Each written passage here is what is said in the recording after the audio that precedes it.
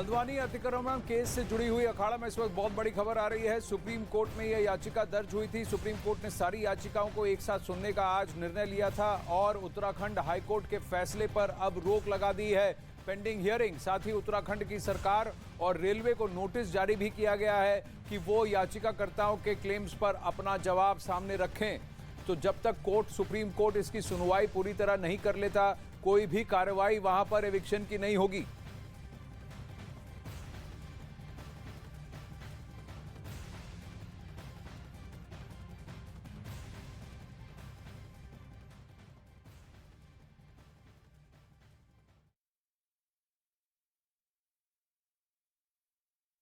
बोल सकती है और ये हमले ठीक उसी तरह होंगे जैसे 24 फरवरी को किए गए थे, यानी रूस के सैनिक एक साथ कई दिशाओं से हमले करेंगे।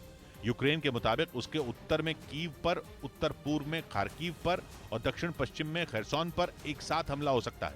हालांकि यूक्रेन ने भी इससे निपटने की तैयारी पूरी होने का दम ठोका।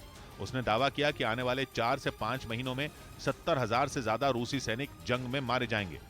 उधर इजराइल के मीडिया ने दावा किया कि ईरान की लगातार धमकी के बाद अमेरिका ने अपने खतरनाक लड़ाकू विमान इजराइल में तैनात कर दिए। ईरान ने 29 दिसंबर से शुरू हुई एक बड़ी मिलिट्री ड्रिल में अमेरिका और इजराइल को अपने ड्रोन और घातक मिसाइल की ताकत दिखाई और साथ ही यह धमकी दी थी कि दोनों में किसी ने ईरान पर हमले की सोची भी तो उसे धूल में मिला दिया जाएगा। ईरान की इसी खुली चेतावनी के बाद अमेरिका ने भी उसे जवाब देने की ठान ली और इसके लिए उसने दक्षिणी इजराइल के नेवतिम एयरबेस पर अपने 6 ताकतवर F-15 फाइटर जेट तैनात कर दिए, जो बेहद खतरनाक बमों और मिसाइलों से लैस हैं।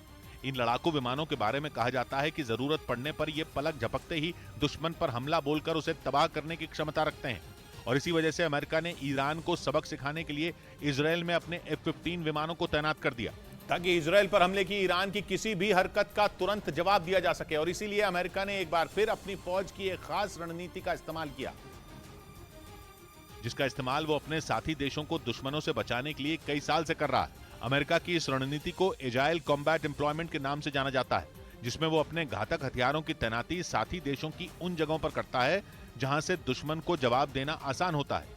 और इसीलिए अमेरिका ने अपने लड़ाकू विमानों की तैनाती के लिए दक्षिणी इजराइल के नेवतिम एयरबेस को चुना, जहां से ईरान की राजधानी तेहरान की दूरी 1500 किलोमीटर से भी कम है। मतलब यह कि ईरान ने इजराइल पर हमला किया तो अमेरिकी लड़ाकू विमान तेजी से उस तक पहुंच जाएंगे और ईरान पर बमों की बारिश करके वहां तबाही मचा देंगे। इजराइल की मीडिया के मुताबिक इसकी तैयारी के लिए अमेरिका और इजराइल इसी हफ्ते एक मिलिट्री ड्रिल भी शुरू करेंगे, जिसमें अमेरिका के F-15 के साथ ही इजराइल में मौजूद F-35 फाइटर जेट हिस्सा लेंगे। F-35 भी अमेरिका का ही लड़ाकू विमान है जिसे इजराइल ने खरीदा है। खबर के मुताबिक इस ड्रिल में गल्फ स्ट्रीम G550 विमान को भी शामिल किया जाएगा। इस विमान को दुनिया के आधुनिक जासूसी विमानों में एक माना जाता है। इजराइल की सेना ने दावा किया कि अमेरिका के साथ उसका सैन्य अभ्यास ईरान के काफी करीब किया जाएगा, जबकि इससे पहले पिछले साल नवंबर में भी अमेरिका और इजराइल ने एक बड़ी ड्रिल की थी।